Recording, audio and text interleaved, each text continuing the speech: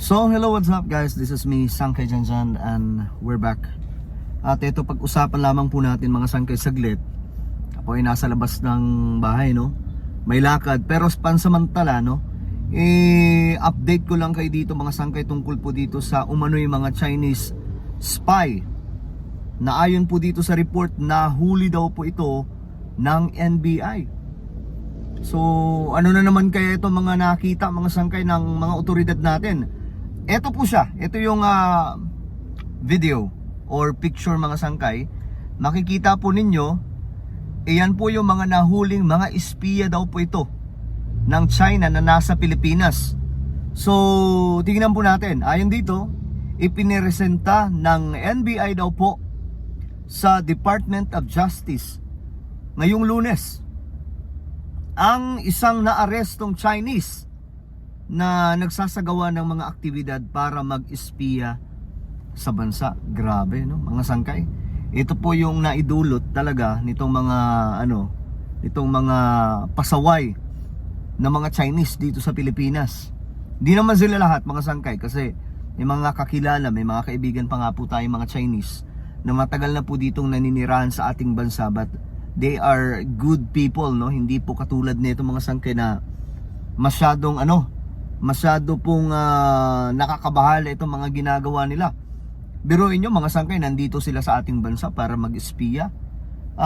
Kayo mismo mga Sangkay, ma-judge ninyo kung ano po ang naidulot, no, sa Pilipinas mga Sangkay ng mga sinasabing pakikipagkaibigan sa mga Chinese na ito. 'Di ba? Last administration mga Sangkay, talagang dikit na dikit po natin ang China. Akala po natin mga Sangkay, maganda po yung kanilang intensyon or pure ang kanilang intensyon. Yun pala, may mga pinapadala po sila dito sa ating bansa mga Sangkay para gumawa ng mga mali-maling aktibidad mga Sangkay at labag po sa atin. No, biruin mo, andito sila para mag-espiya. At eto po yung mga na-discover mga Sangkay. Ayon sa NBI, gumagamit ang Chinese ng mga equipment technology para makakuha ng datos tulad ng topography, 3D images at navigation system. Inaalam din umano niya ang mga aktibidad sa iba't ibang lugar sa bansa gaya ng military bases, enhanced defense cooperation agreement, sites at maging power plants. So hindi basta-basta ito mga Sangkay. Ibig sabihin, ganito po katindi ang ginagawa ngayon ng China. Noong na mga nadidiscover, ngayon lamang po ito nadiscover kasi during the time of former President Duterte, masyado po silang malaya sa ating bansa. At sa totoo lang mga Sangkay, yun yung moment na yung mga Chinese nagdagsaan na po ng nagdagsaan sa Pilipinas. At ngayon mga Sangkay, nawi-witness na po natin yung napakaraming mga kalukuhang ginagawa ng mga ito mga Sangkay na resulta po ito or effect ng mga kung anumang desisyon ng nakaraang administrasyon. Again mga Sangkay, hindi naman po tayo, kumbaga hindi po tayo yung tipong basher ng last administration kasi maging tayo mga Sangkay ay supporter po tayo ni Tatay Digong. Kaya nga ngayon mga Sangkay, neutral po tayo. But there are some point, no? Or may mga iba pong mga bagay na dapat po natin matalakay mga Sangkay tulad po nito. Parang merong kababalaghang naganap during the time of former President Duterte. No, kasi ang dami pong lumalabas ngayon ng mga impormasyon. Halimbawa na lamang po mga Sangkay itong pogo sa ating bansa na sobrang daming mga hindi magandang gawain mga Sangkay sa loob. No, ngayon na din po napagtanto na may mali pala talaga. Kasi during the time of former President Duterte, actually pinapagtanggol ko pa nga po ito mga Sangkay, no, nung time ni PRRD kasi ang pinaka-reason talaga nito, kumbaga ito po yung sumalo sa atin nung pandemic. Yun po yung sinasabi, yun po yung reason lagi. Kumbaga instead na gumapang daw ang Pilipinas kahirapan, sa laki daw po ng kinikita ng pogo mga Sangkay, ito daw po yung sumagip. Then nung nilabas po yung record kung magkano lang ba talaga ang kinita mga Sangkay ng pogo nung time po ni Tatay Digong, lumabas doon na napakaliit lamang. So, iyan po yung mga naglalabasan ng mga impormasyon. At ang matitindi dito mga sangkay, itong mga to, inaalam daw po nila yung mga aktibidad ng iba't ibang lugar sa Pilipinas. Gaya ng mga military bases. Grabe, no? Mga kampong militar ng ating bansa. At kasama na po itong EDCA sites. Tapos pati po yung mga power plants natin. So bakit ganito katindi yung kanilang pinaggagawa sa ating bansa? Ngayon mga sangkay, tinitingnan po nila kung itong mga to ay konektado sa mismong kasundaluhan mga sangkay ng China. Yan po yung inaalam ng ating NBI. Sabi dito, tinitingnan kung konektado ito sa Chinese People's Liberation Army ang suspect na kinilalang si Deng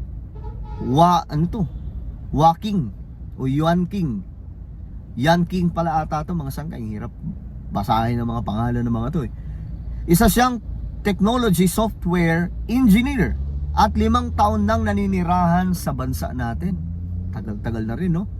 Ang malupit dito mga sangkay, ito po yung nakakatawa. Arestado din daw po yung 2 Pinoy na kasabwat at nagsisilbing driver ng Chinese. Ayan mga sangkay, 2 sila. Oh, 2 po sila mga sangkay. So pwede pong sabihin mga sangkay na involved itong 2 Pilipino na nagtatrabaho sa Chinese. Or pwede rin sabihin mga sangkay na talagang yun lamang po ang kanilang ginagawa. They are working, driver mga sangkay. Nagtatrabaho lamang po sila sa Chinese na ito. Pero parang imposible na wala silang alam no? Ang mahirap kasi dyan mga sangkay kung sila po mismo ang nagkakanulo sa ating bayan. Kumbaga tinatraidor po nila ang ating bansa, no? Nakakalungkot mga sangkay na may ganito pong nangyayari sa Pilipinas, na instead na tayo ay magtulungan na labanan po itong mga Chinese, may ilan sa ating mga kababayan, ito realidad po ito. Ngayon makikita po ninyo sa social media, marami po dyan mga sangkay o may iilan kumakampi pa po sa China. Anak ng tokwa, parang hindi mga Pilipino. So ito po yung mga mga sangkay, ito po yung mga mismong pictures na makikita po ngayon sa social media na nasa kote nga po. Ito sigurong nasa gitna, ito po yung Chinese. Ayan po. At itong 2 to, ito po yung mga trabahante nitong Chinese na ito mga sangkay. At hindi po natin alam kung itong mga to ay involved din sa mga kalukuhan na ginagawa nila.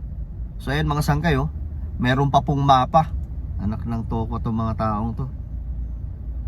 Ang hindi natin alam, ito pala yung mga mga sangkay.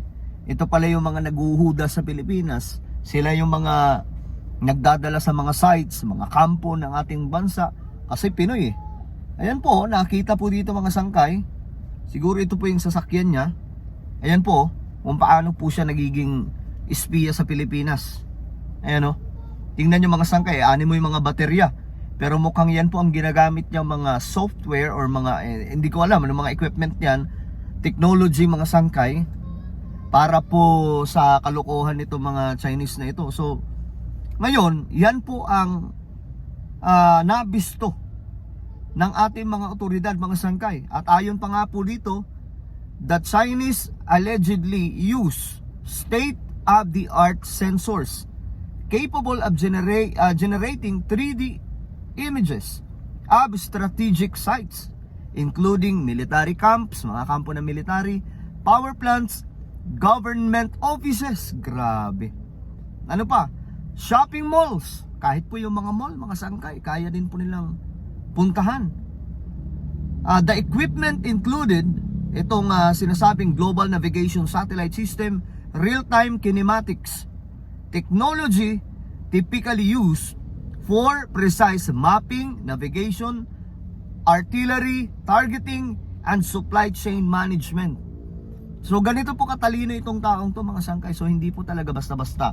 Kung pakawala po ito ng China, talagang pinag-isipan pong mabuti ang kanilang magiging strategy sa ating bansa. Hanggang ngayon mga sangkay, tignan nyo to. Ayan po, inilabas, kanila pong ibinalandra itong mga mukhang to, mga sangkay, ayan o. Mismong mga ano natin, mga sa NBI, ang DOJ, itong andyan din po yung general ng AFP, mga sangkay oh. Sila po yung nagpresenta kasi nga po, alam nyo, delikado ito sa ating bansa actually. Sabi pa nga, marami daw po dito sa Pilipinas, mga opisyal pa ng gobyerno, no? Yung nagkakaano sa atin, nagtatraitor sa atin at nagfi-feed ng mga information sa China. Tingnan nyo po mga sangkay, may mga officials po tayo na pro-China.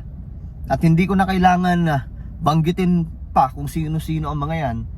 Alam nyo na, i-comment nyo na lang mga sangkay kung sino po yung mga pro-China na mga official pa mismo sa Pilipinas. Well, ano po ang inyong opinion? Mag-comment lamang po sa ibaba. God bless everyone.